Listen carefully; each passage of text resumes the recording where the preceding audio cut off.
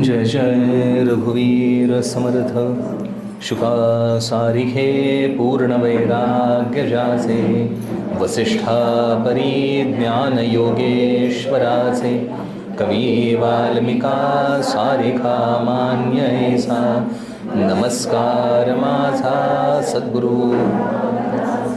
जय जय रघुवीर समर्थ.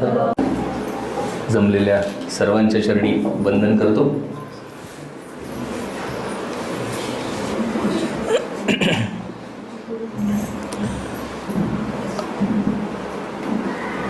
आपण समर्थ आणि त्याने लिहिलेली समर्थाने लिहिलेली शेजारती त्याचं आपण थोडं चिंतन करत आहोत. शेजारती म्हणजे प्रभूला झोपवायचं. खरं तर आपल्याला रोज झोपायला आवडतं. झोप आवडतं पेक्षा गरजेचं आहे आपल्याला. झोप नाही झाली तर अजिबात चालत नाही. झोप झाली तर विशेष वाटत नाही. पण झोप झाली आणि मी छान झोपलो होतो ही भावना उठल्या उठल्या काही सेकंद राहते आणि उठल्यानंतर ती भावना निघून जाते आणि मी माझ्या रोजच्या कार्याला सुरुवात करतो, प्रारंभ करतो. पण ती जी माझी शांत झोप झाली तर ती शांत झोप माझ्या दिवसभराच्या सगळ्या होणाऱ्या कार्याच्या उत्तमतेच्या वर अवलंबून ती जागी करते. काहीतरी गडबड झाली पण आता वेगळ्या शब्दात सांगतो. माझ्या दिवसभराच्या कार्याला सुसूत्रपणे चालू ठेवण्यासाठी रात्रीची झोप गरजेची आहे. किंवा मी जागं राहण्यासाठी मला झोपणं गरजेचं आहे. तुम्ही म्हणाल बुवा हा काय शब्दांचा खेळ चाललाय का? शब्दांचा खेळ नाही. या प्रत्येक वाक्यामध्ये थोडं थोडं वेगळं उमगत जातं, आहे की नाही?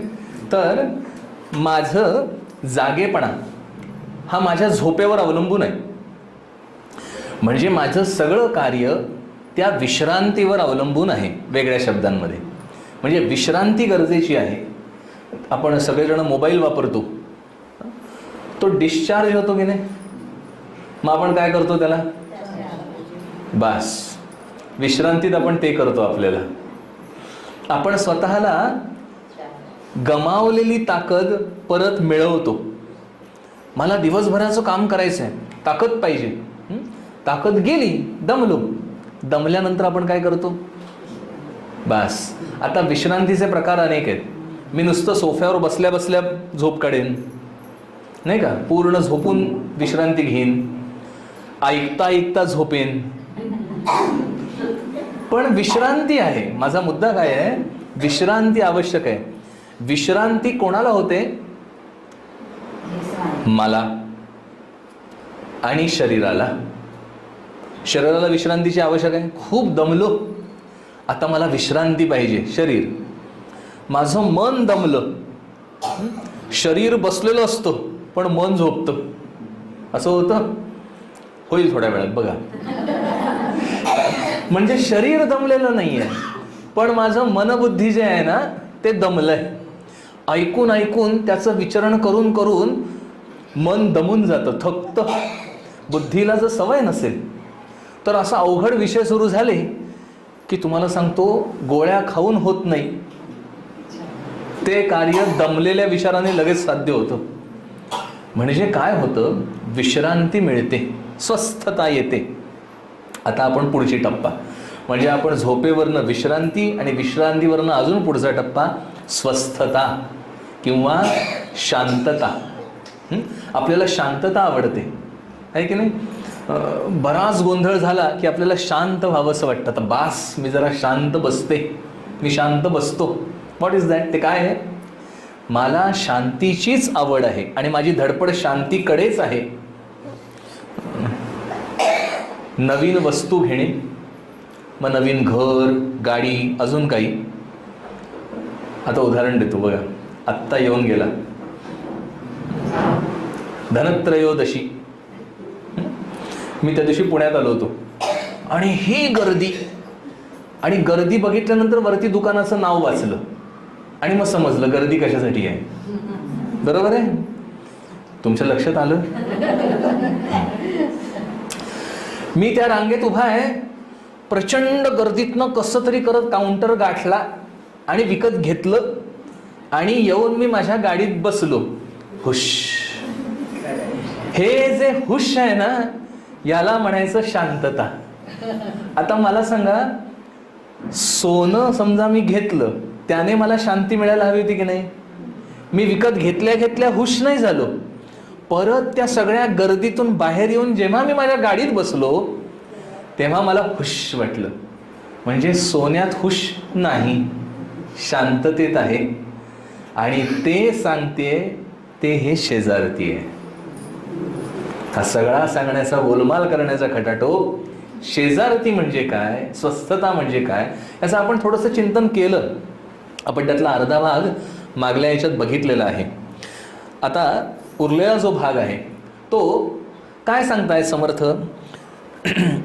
इथे समर्थ म्हणतात, स्वामी चला हो निज मंदिरा, सुख शेजेशी रघुवीरा, भक्तासी पालक ब्रह्मांड नायक, जय रघुकुळ टिळक स्तविती दासा.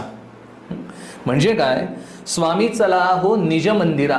स्वामी जो सेवक आहे, शेजारती चालली आहे ती रामाची चालू आहे. इथे आपण बघतोय ती समर्थांनी रामासाठी केलेली शेजारती आहे. राम हे स्वामी आहेत, म्हणजे गुरु आहेत.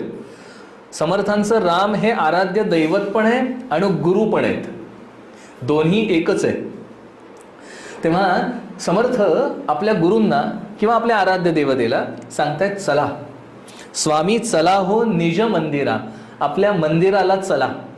इथे समर्थाने शब्द वापरलाय निज. संत कुठलाही शब्द असाच वापरत नाहीत. आता मंदिर म्हणजे काय? देवतेचं स्थान.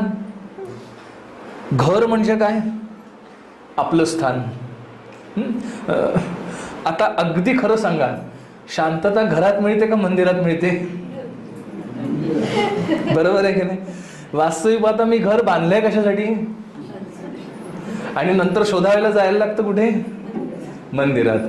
म्हणजे शांती घरात नाही असं नाहीये, पण आपल्याला त्या शांतीचा, असलेल्या शांतीचा अनुभव येईनासा होतो तेव्हा आपण जिथे नित्य अनुभव येऊ शकतो असं मला पक्क वाटतंय त्या ठिकाणाला जातो. वाक्य लांब झालं का? तोडतो. माझ्या घरात मला शांतता मिळते पण ती नित्य मिळत नाही. बरोबर आहे? मग जेव्हा मला त्या शांतीचा अनुभव येईन असा होतो तेव्हा मला शांती हवी आहे, पण मग ती नक्की कुठे मिळेल? नित्य असं ठिकाण म्हणजे मंदिर आहे.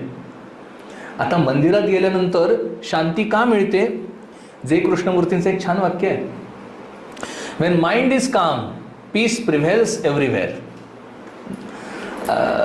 जेव्हा मन माझं शांत होतं तेव्हा मी कुठेही असलो तरी मला शांतीचा अनुभव येतो. When mind is calm peace prevails everywhere, सगळ्या ठिकाणी. पण त्यासाठी माझं मन शांत राहतो.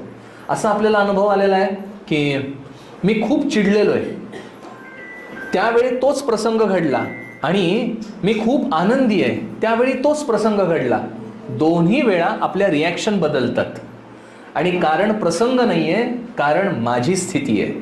मी रिॲक्ट काय करतो ते माझ्या स्थितीवर अवलंबून असतं. आता मला शांतीचा अनुभव हवा आहे, इथे समर्थांनी याचा उल्लेख केला आहे मंदिर म्हणून. तर ते मंदिर कसं आहे? निज मंदिरा. निज म्हणजे आपलंच मंदिर. याचा अर्थ काय आहे? मंदिर हे शांती मिळण्याचं ठिकाण, आणि ते मंदिर माझं आहे याचा अर्थ मी जिथे आहे तिथे परमनंट शांती आहे. किंवा माझं जे दैवत आहे ते आणि मी भिन्न नाही हे कळण्याचं ठिकाण म्हणजे निज मंदिर आहे. माझं ठिकाण निज आणि मंदिर हे ईश्वराचं ठिकाण म्हणजे माझ्या गुरूंचं ठिकाण. त्यांची शांती तिथे कायम आहे आणि माझंही ठिकाण तेच आहे. ह्याला म्हणायचं ज्ञान होणे. माझं ठिकाण आणि त्यांचं ठिकाण एकच आहे हे कळणे म्हणजेच ज्ञान होणे. ब्रह्मैवाहमिदं जगच्च सकलं, हे सगळं विश्व त्या एका आत्मतत्वाने व्यापलेलं आहे. जीवो ब्रह्मैव नापरा, जीव हे ब्रह्मच आहे. कळण्याचं ठिकाण कुठलं? ते निज मंदिर आहे. म्हणजे माझं ठिकाण आणि मंदिर हे एक झालं. Wien mind is calm, peace prevails everywhere, सगळ्या ठिकाणी. म्हणून इथे समर्थ म्हणतात, स्वामी चला हो निज मंदिरा. त्या ठिकाणी स्वामींना घेऊन जायचंय, त्या ठिकाणी आपल्या आराध्य देवतेला घेऊन जायचंय. आता इथे घेऊन जाणं नाहीये, मी तिथे जाणं आहे. पण असं आहे की ते लहान मुलं असतं की नाही, ते सगळीकडे नाचत नाचत जेवतं ना. माझ्यापेक्षा तुम्हालाच अनुभव असणार आहे. ते एका ठिकाणी बसून जेवत नाही. आता आपण थोडा वेळ त्याला बोलावतो, नंतर आपण काय करतो, ते जिथे नाचत असेल तिथे आपलं ताट घेऊन जातो आणि त्याला भरवतो. पूर्वी तरी असा अनुभव होता, हल्ली माहित नाही बुवा. हल्ली काय झालंय, मोबाईलमुळे मुलंच फिरेना झालेत, तीच जागेवर बसतात. तर थोडक्यात पूर्वी हे दिसायचं. म्हणजे काय करतो आपण, मुलाला जेवण भरवायचं आहे, मुलगा जर येत नसेल तर मी तिथे जाणार आहे. तसं हे सगळं विश्व हे त्याची क्रीडांगण आहे. हे क्रीडांगण माझं होतं, म्हणजे मी आणि तो एकच आहे हे समजतं. म्हणून इथे निज मंदिरा, स्वामी चला हो निज मंदिरा, त्या माझ्या स्वतःच्या आणि तुमच्या एकरूपतेच्या मंदिराला चला. म्हणजे मी हळूहळू विश्रांतीकडे चाललोय. मगाशी मी आपल्याला सगळ्यांना सांगितलं, शांततेसाठी मला सांगा, स्वस्थ बसण्यासाठी धावावं लागतं का धावणं थांबवावं लागतं? धावणं मी थांबवतो तेव्हा मी स्वस्थ बसू शकतो. आता माझं शरीर स्वस्थ बसलो, बस. तुम्हाला सगळ्यांना माझ्या भावना लगेच पोचतायत, हे बरं वाटलं मला. म्हणजे माझं शरीर धावतंय, मन थांबत नाहीये. ज्या वेळामध्ये शरीर आणि मन दोन्हीही स्वस्थ बसायला लागतं, शांततेला येतं, तेच प्रक्रिया ध्यानाची आहे. ध्यान म्हणजे काय? हेच भाग आहे. ध्यानम निर्विषयम मनः. माझं शरीर आणि माझं मन दोन्ही शांततेकडे चाललं, तेच इथे चला निज मंदिरा, त्या स्वस्थ स्वरूपाकडे चला, त्या शांत स्वरूपाकडे आपण जाऊया आता. आणि तिथे जाणं का सांगितलंय? आपण ध्यानाला जाऊन बसतो की नाही? वास्तविक पाहता ध्यानाचा अभ्यास जर दृढ झाला तर आपण जिथे आहोत आणि जी कुठली क्रिया करत आहोत त्याच्यात ध्यान लागू शकतं का हो? लागू शकतं. उत्तर येस, लागू शकतं. अभ्यास, ध्यान म्हणजे काय? आपण आसनावर बसतो आणि एका ईश्वराचं कुठलं तरी आलंबन स्वरूप, राम असेल, कृष्ण असेल, जे काही असेल ते, त्याचं मी सगुण साकार स्वरूप आठवायला प्रारंभ करतो. ध्यानाची व्याख्या मूळ काय आहे? ध्यानम निर्विषयम मनः, विषयांशिवाय असणारं मन म्हणजे ध्यान. आता जे कोणी, आपण सुद्धा बरेच वेळा आपल्याला ध्यान लागतं.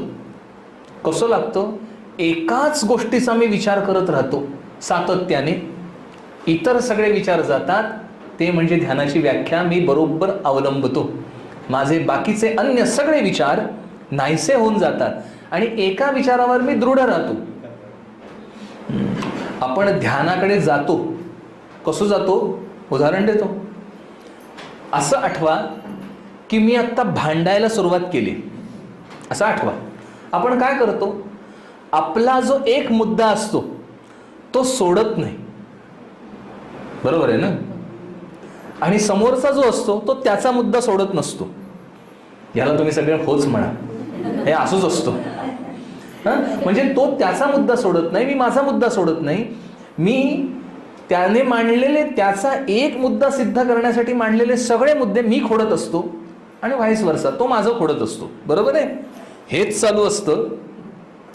मी त्याचं भांडण तो ऐकत नाही म्हटल्यानंतर आपण दोन बाजूला दोघ जण निघून जातो. मग माझं मन काय करतं? चिंतन बिंतन नाही करत. माझा जो विचार कसा बरोबर आहे त्या एका विषयावर मी स्थिर होतो काही काळ. खूप काळ नाही, आठवून बघा. आता पुढे जेव्हा भांडायला घ्याल ना तेव्हा हे आठवणार आहे बघा तुम्हाला सगळ्यांना. म्हणजे त्या एका विषयावर मी राहतो, हाच विचार, प्रक्रिया हीच. फक्त भांडणामध्ये क्रोध आणि अहंकाराचं अधिष्ठान असतं. ते अधिष्ठान जर मी ईश्वर उपासनेचं केलं की त्याला म्हणायचं ध्यान.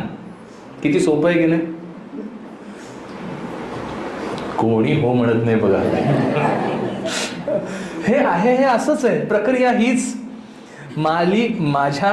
माझ्याकडे असणाऱ्या मूलभूत माझ्या पोटेन्शियलचा नेमका वापर मी कसा करायचा परमार्थासाठी, हे एकदा पटलं की नाही, परमार्थ खूप सोपा होऊन जातो. तर आपला सगळा विषय जो चालू आहे तो निज मंदिरा ह्या एका शब्दावर चालू आहे. त्या एकाकडे जाणे. आता हे जाणं का म्हटलेलं आहे? कारण मी सावकाश सावकाश जातो किंवा मी सावकाश सावकाश बाकी सगळं बाजूला सारतो, म्हणून त्याला म्हणायचं जायचं एका ठिकाणी. समर्थ म्हणतात, स्वामी चला हो निज मंदिरा, सुख सेजेशी रघुवीरा. सुखशेज म्हणजे आनंदाची काय हंतरुण म्हणूया, आनंदाचा पलंग. शेज म्हणजे जागा. आता तिथे जे झोपणं आहे ते मी स्वतःला आत्मस्वरूपात विसर्जन करणं आहे, ती तिथे झोप आहे.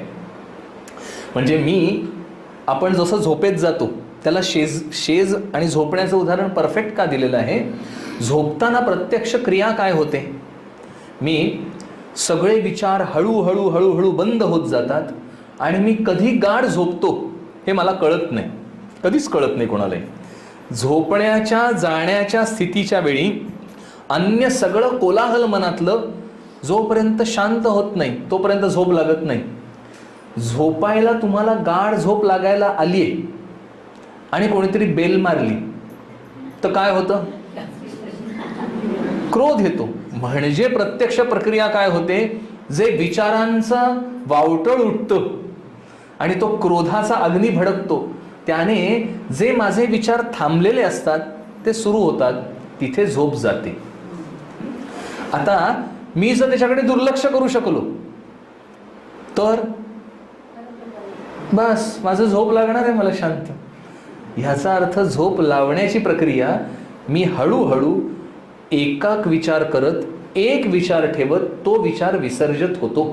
मन म्हणजे संकल्प विकल्पनात्मक आहे आणि मनाची गंमत अशी आहे, एकच एक विचार जर राहिला तर तो एक विचार स्थिर टिकत नाही, तो नाहीसा होतो. चित्ताच्या ठिकाणी एकाच विषयाचे चिंतन करत करत करत राहिलं की ते चित्त त्या विषयाकार होतं आणि ते विषयाकार झालेलं चित्त कधी विसर्जित होतं आपल्याला कळत नाही आणि तिथे लागते ती झोप आणि ती शांतता. आता इथे जे अपेक्षित आहे ते आपण जी नेहमी झोपतो ती अज्ञानातली झोप आहे. म्हणजे मी काय आहे ह्याचं भान नाही आहे. आता इथे ईश्वराबरोबर आपल्याला तिथे जायचं आहे आणि ईश्वर आहे ज्ञानप्रधान, तो जाणता आहे, तो ज्ञानी आहे. आणि अशा ज्ञानाबरोबर, ज्ञानी पुरुषाबरोबर मी जेव्हा जातो तेव्हा माझ्या ठिकाणी अज्ञानाचा संग नसतो, ज्ञानाचा संग असतो आणि म्हणून मला कळतं. एवढा फरक आहे. ज्ञानी लोकांची समाधी अवस्था आणि आपल्यांची झोप हे एक फक्त लेफ्ट टर्न आणि राईट टर्न एवढाच फरक आहे. पण तो राईट टर्न घ्यायचा आहे, ह्याला अधिष्ठान ईश्वराचं किंवा गुरुचं असलं तर त्यांना ते ज्ञानी आहेत आणि मी अज्ञानी आहे. ज्ञानाबरोबर मला ज्ञानाची प्राप्ती होते आणि ते इथे अपेक्षित आहे. म्हणून समर्थ म्हणतात, सुख सेजेसी रघुवीरा, तुम्ही चला माझ्याबरोबर. भक्तासी पालक ब्रह्मांड नायक, तो भक्तांचा पालक आहे. भक्त म्हणजे कोण? समर्थांनी भक्तांची व्याख्या केली. सामान्यपणे आपण भक्त कोणाला म्हणतो? भगवंताची उपासना जो करतो, ईश्वर उपासना जो करतो तो भक्त आहे. समर्थ म्हणतात भक्त म्हणजे विभक्त नव्हे, ही समर्थांची व्याख्या आहे भक्ताची. जो भगवंतापासनं विभक्त नाही तो म्हणायचा भक्त, म्हणजे भगवत स्वरूप तो झालेला आहे. ही खूप मोठी व्याख्या आहे बरं, प्रचंड मोठी व्याख्या आहे ही आपल्यापेक्षा म्हणजे आपल्या विचारांच्या पलीकडची आहे. तो भगवद रूप झालेला आहे. भक्त आणि भगवंत याच्यात फरकच नाही. पण मला सांगा, मग हा फरक नाही म्हणजे कुठे फरक नाही आहे? भक्ताचा देह आहे तसंच असतो की नाही? भक्त हे प्रत्यक्ष भगवंत. भक्त कसा आहे? सगुण साकार आहे. आणि भगवंत कसा आहे? सगुण निराकार आहे. मग ह्या दोघांचं ऐक्य कसं आहे? तर ते ह्या स्थूल शरीराने ऐक्य नाही आहे, अंतःकरणाने ऐक्य आहे. तो एकरूपच आहे. म्हणून समर्थांचा दासबोधामध्ये एक समास आहे. त्यात प्रश्न विचारलाय समर्थांनी. शिष्याने समर्थांना प्रश्न विचारलेला आहे, सर्वांचे अंतःकरण एक किंवा एक नव्हे अनेक, ते सगळ्या प्राणीमात्रांचं अंतःकरण एक आहे की नाही? त्यावर समर्थांनी उत्तर दिलंय, सर्व प्राणीमात्रांचं अंतःकरण एकच आहे. आणि हे एक अंतःकरण आहे. म्हणजे आत्ता आपण जे सगळे इथे बसलेलो आहोत, आपल्या सगळ्यांचं अंतःकरण आहे ते एकच अंतःकरण आहे. काहीतरी गडबड होतीये बुवा, तुम्ही काहीतरी बडबडताय, आम्ही ऐकतोय. सांगतो, हा आहे जेव्हा वाक्य त्या समर्थांनी सांगितलं, त्यावर शिष्य विचारतो. आता त्यांचं वाक्य न सांगतो, तुम्हाला डायरेक्ट मजकूर सांगतो. मग एकाने जर चोरलं तर आपल्याला कळायला पाहिजे की नाही एकच अंतःकरण आहे? तर ते कसं कळत नाही? दुसरं, एक सुखी झाला आणि एक दुःखी झाला, असं कसं झालं जर अंतःकरण एक आहे तर? म्हणजे ह्याला काहीतरी गडबड आहे काहीतरी इथे. तर समर्थ म्हणतात अंतःकरण एकच आहे. ते कसं एक आहे? तर आपल्या सगळ्यांच्या ठिकाणी जी जाणीव आहे ना, ते अंतःकरण आहे आणि ते एकरूप आहे. म्हणजे त्याच्यावर समर्थाने उदाहरण दिलंय, सर्प जाणून डंखू आला, प्राणी जाणोनी पळाला. म्हणजे साप आपल्या अंगावर धावून येतो, ते त्याच्या शारीरिक भीतीमुळे धावून येतो. आणि साप माझ्यावर धावून येतोय, ह्या भीतीमुळे मी पळत सुटतो. बरोबर आहे की नाही? दोन्ही ठिकाणी भीती, शरीराच्या वाचवण्याची इच्छा ही कॉमन आहे. आणि ही कॉमन इच्छा सगळ्या ठिकाणी दिसते. मला सांगा, ह्याच्यावर समर्थ अजून सांगतात, आपल्या सगळ्यांचं एकच अंतःकरण आहे, त्याचाच परिणाम असा आहे आपल्या सगळ्यांना एकाच प्रकारचा वास येतो की नाही? म्हणजे समजा इथे चंदनाचं अत्तराचे काही थेंब ओतले, तर असं होईल का की त्या चंदनाच्या अत्तरापासून कोणाला तरी चमेलीचा वास आलाय आणि दुसऱ्याला गुलाबाचा आलाय आणि मला चंदनाचा आलाय? नाही. ते एकच अंतःकरण आहे. म्हणून सगळे विषय जे आहेत ते आपल्याला एकसारखाच अनुभव येतो. म्हणून मला हे कापड लालच दिसतोय, लाल म्हणजे जे काही रंग आहे तो, पण तोच रंग तुम्हाला दिसतोय. याचं कारण एक अंतःकरण आहे. आणि ह्याच्या पुढे जाऊन समर्थ म्हणतात, ते जी जाणीव रूप आहे जे आपल्या सगळ्यांना व्यापून आहे, तेच आकाश आहे आणि तोच ईश्वर आहे. म्हणून आपण सगळेजण एका ईश्वराने धारण केलेले आहेत. आणि असा जो ईश्वर आहे तो इथे समर्थ म्हणतात तो पालक आहे. तो जो विभक्त नाही, आपल्या सगळ्यांच्या ठिकाणी विद्यमान आहे. आणि अशा प्रकारे तो आपलं पालन करतो. तो जाणीव रूपाने सर्वांचं पालन करतो. म्हणून समर्थ इथे म्हणतात, भक्तासी पालक ब्रह्मांड नायक. तो ब्रह्मांडाचा नायक आहे, अधिपती आहे, नाही का? हे सगळं ब्रह्मांड त्याच्या मर्जीतलं आहे. ब्रह्मांड त्याच्या मर्जीतलं नुसतं नव्हे, तो ठरवल्याशिवाय काहीच बदल होत नाहीये, असं आहे हे ब्रह्मांड. समर्थ पुढे म्हणतात, जय जय रघुकुळ टिळक स्तविती दासा. हे अशा प्रकारे दास याचं स्तवन करत आहेत. हे रघुकुळ टिळक म्हणजे रघुकुळातला सर्वोत्तम असा प्रभू, तुझं मी हे स्तवन करतोय. येवुनी जनकात्मजा अहो जी रघुराजा, तिष्ठत असे तुझा मार्गलक्षी. येवुनी जनकात्मजा, ही जनकात्मज म्हणजे सीता. ही सीता जी आहे ती तुझ्या येण्याची वाट बघते आहे. सीता ही सर्वात मोठी भक्त आहे बरं रामाची. म्हणजे आपण राम आणि सीता हे दोघं, त्याला काय म्हणूया, ईश्वर आणि शक्ती अशा प्रकारे समजून घ्यायचंय. आता ही जी शक्ती स्वरूप आहे ती ईश्वराची पहिली भक्त आहे. आपल्या सगळ्यांना माहिती असेल, आपण नारायणाला बघितलंय, विष्णू नव्हे नारायण. ते म्हणून विष्णू आणि नारायणात फरक आहे. यस, कसा फरक आहे सांगतो. नारायण हा शेषशाही आहे, बरोबर आहे, आणि लक्ष्मी कुठे आहे? असं कसं असेल ना. आणि सीता कुठे आहे? बाजूला आहे. आता पार्वती कुठे आहे? ती वामांगी बसलेली आहे, बरोबर आहे. हे काहीतरी गडबड होते इथे. इथे तर सगळे एक म्हणतात. आणि याचं कारण काय आहे? ती त्याची सेवा करते आहे. आपण सेवा हा भाव जेव्हा धरतो तेव्हा तो दास्य भावातूनच नेहमी सेवा होते असं नाही आहे. हे आधी आपण समजून घेऊया. जसं तुम्ही ते नातवंड आहे समजा, तर त्याची सेवा करता की नाही? नाही लक्षात आलं? त्याला काय कपडे घाला, त्याला आंघोळ घाला, काय सगळं त्याचं काय करा. तो येऊन आपल्याला फटाफट मारतो तरी आपण सगळं सहन करतो. त्याच्यावरती आपल्याला कौतुक वाटतं. हे सगळं आहे ना, हे काय आहे? मी त्याची सेवा करतोय. कशामुळे?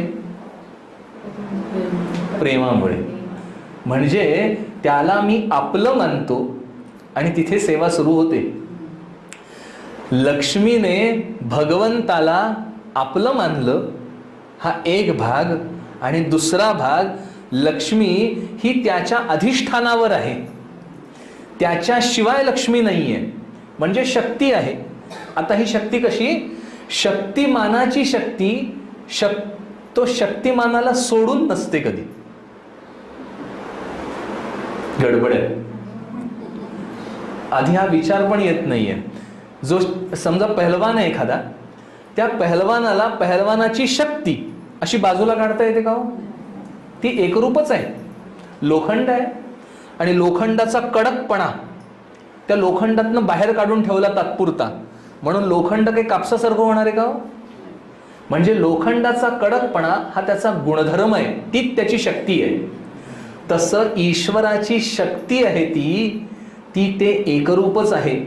पण ती शक्ती आणि ईश्वर म्हणजेच जीव आणि हे अधिष्ठान रूप विश्व सगळं, ह्या सगळ्यामध्ये आणि त्या ज्ञानामध्ये भेद निर्माण झाला.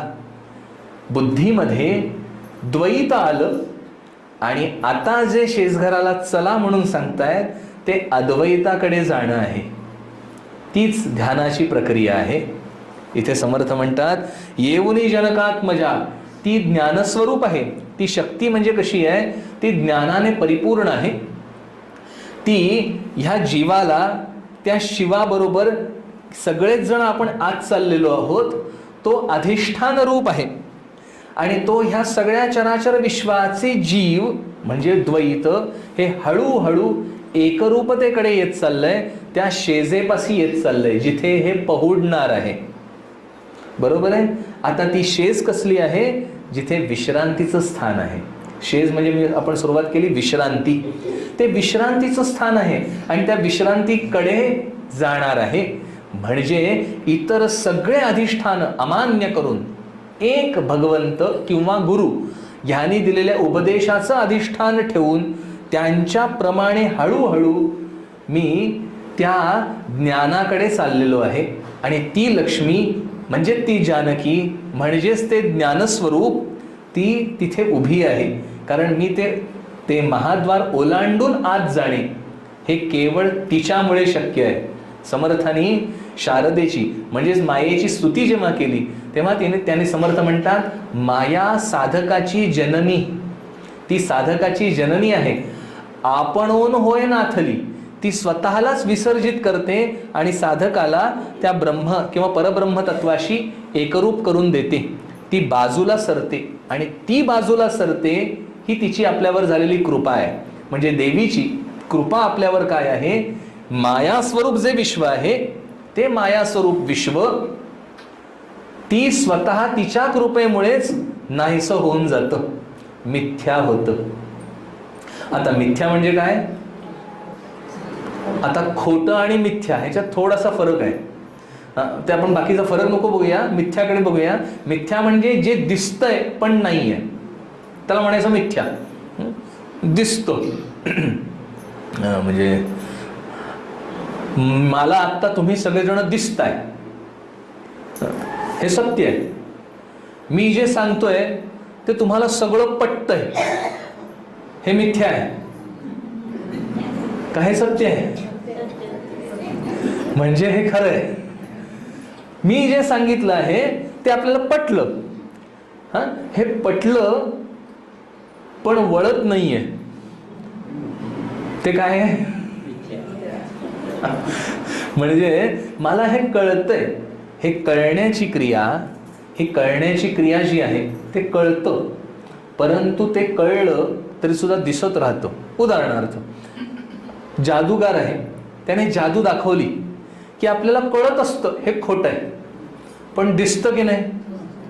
तो काहीतरी कशातनं तरी काहीतरी काढतो, काहीच नाही, आणि त्याने त्यातनं बाहेर काढलं. आता मला कळतंय असल्याशिवाय बाहेर येणार नाहीये, तरी पण मी त्याच्यावर विश्वास ठेवतो आणि टाळ्या वाजवतो. त्याला म्हणायचं मिथ्या. आता दुसरं उदाहरण देतो. लहान पोरगं येतं आणि ते आपल्याला चक्क थाप मारतं, खोटं बोलतं, आणि आपण विश्वास ठेवतो. बरोबर आहे? आणि त्या मुलाला वाटतं की ह्यांना कळलं नाही, ते त्याच्यासाठीच मिथ्या आहे. पटलं? अवघड नाही पटायला हे. म्हणजे ते मिथ्या आहे. आपण सगळा हा विषय बोलतो आहे ते ती जनकात्मज जी आहे ती माया, ती नाहीशी होते, ती मिथ्या होते. म्हणजे हे पक्क कळतं हे सगळं खोटं आहे, हे दिसत मात्र राहतं.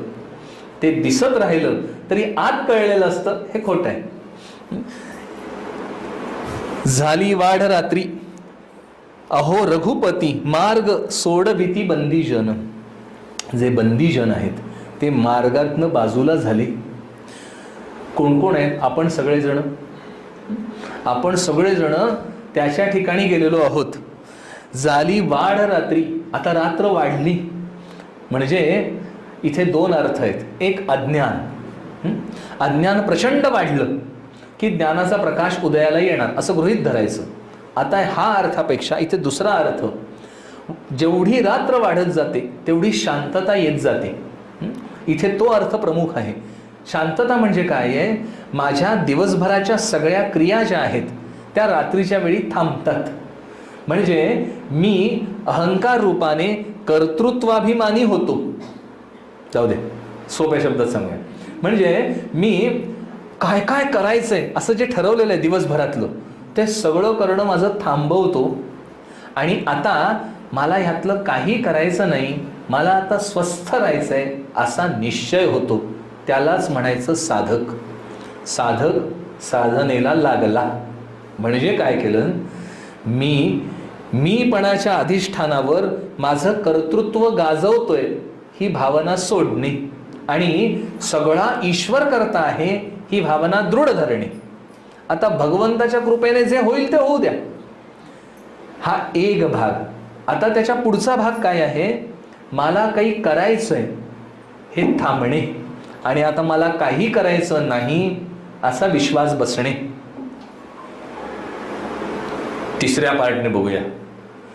मी रिटायर झालो असं वाटणे आणि त्याप्रमाणे वागणे.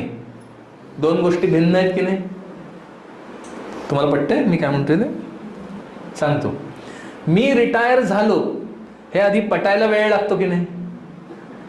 किंवा मला रिटायरमेंट घ्यायला हवी आहे हे लोकांनी सांगण्यापेक्षा माझं मला कळणे, म्हणजे म्हणायचं मुमुक्षू. आता मी रिटायरमेंट घेतली आणि आता मी काही करणार आहे हे थांबवणं. आता मी ते थांबवलेलं कार्य म्हणजे म्हणायचं साधक. आणि असा जो थांबवलेला कार्य आहे त्याचा निश्चय झालाय, आता मला या विश्वातलं काही करायचं नाही. इथे रात्र का सांगितली?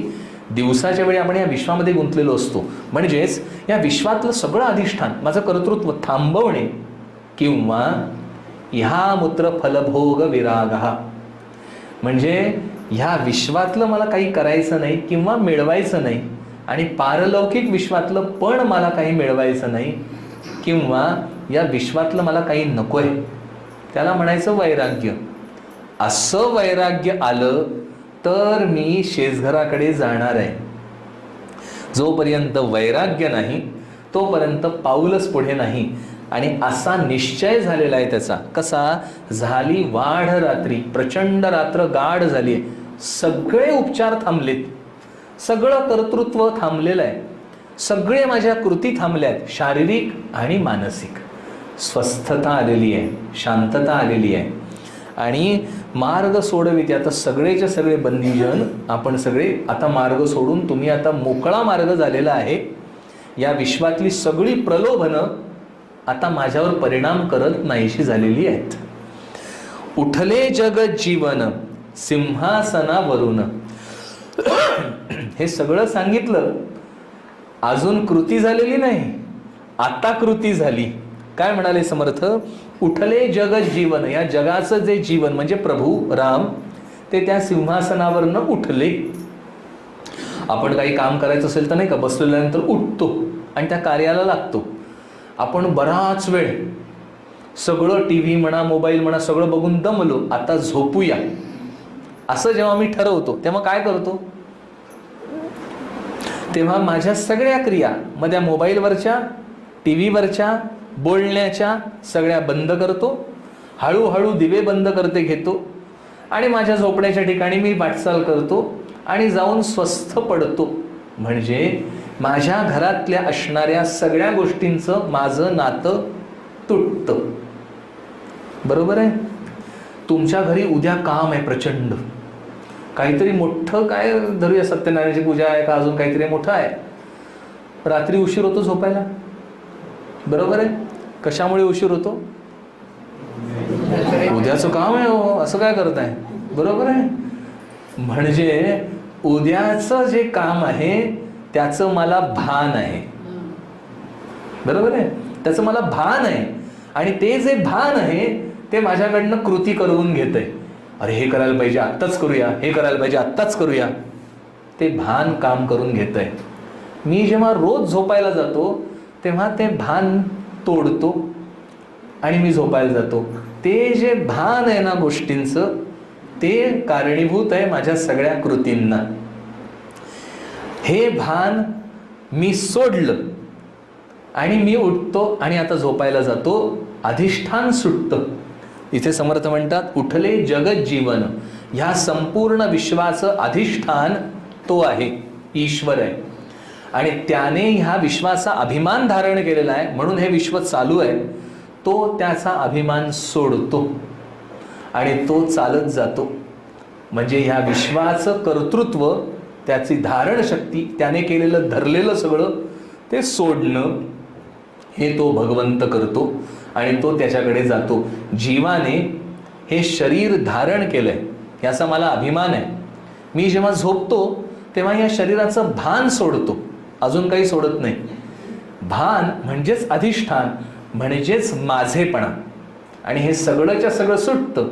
ईश्वर आणि जीव, जीव ह्या शरीराचं भान सोडतो, ईश्वर ह्या सृष्टीचं भान सोडतो आणि दोन्हीही थांबतं, लयाला जातं.